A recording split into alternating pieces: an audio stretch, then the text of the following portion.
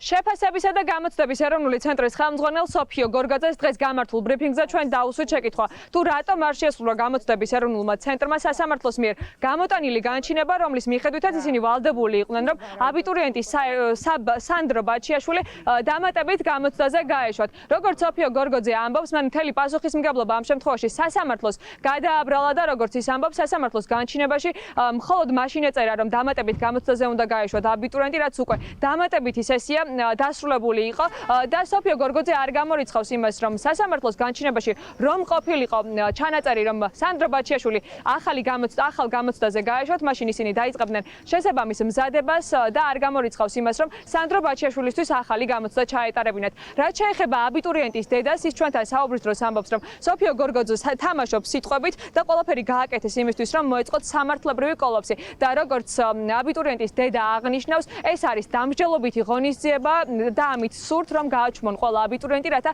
ხმა ვეღარ ამოიღონ. სასამართლომ არ გვითხრა, რომ უნდა ჩაგვეტარებინა და დაგვეორგანიზებინა ახალი გამოცდა. მან გვითხრა, რომ დაუშვით ისტორიის დამატებით გამოცდაზე.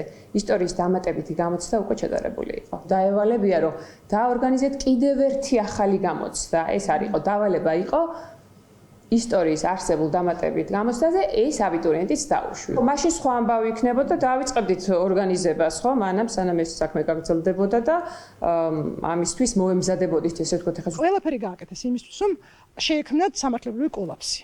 ასე რომ რა სიტყვის ქალბატონი სოფო მნიშვნელოვანი არ არის, გამოსავალი არის 8-ში ჩემმა შვილმა მიმართა მინისტრს და თხოვა შექმნას პრეცედენტი და დაუშვა სანამ სასამართლო გაირკვევა, ეგება ჩემი შვილი მართლა სტუდენტია, დაუშვას პირობითად სტუდენტის სტატუსი მიცეს. 29 რიცხვია დღეს, პასუხი არ გვაქვს ამაზე. ჩვენ შევძლებდით გაისეთ ამ გამოცდის ჩაბარება, რადგან აი ესეთი პრობლემაა თურმე. მაგრამ ამასაც არ აკეთებენ, ეს ნიშნავს იმას, რომ ეს უბრალოდ სამაგალითოდ მსჯიან იმისთვის, არც ერთი სტუდენტი, არც ერთი ახალგაზრდა, არც ერთი აბიტურიენტი არ აიმაღლოს ხმა. ახლა საინტერესოა რა გადაწყვეტილებას მიიღებს სასამართლო გამოცდების ეროვნული ცენტრის საჩივარზე და როგორ გაგრძელდება პროცესები. აბიტურიენტის დედა კი ბრძოლის გაგრძელებას აპირებს.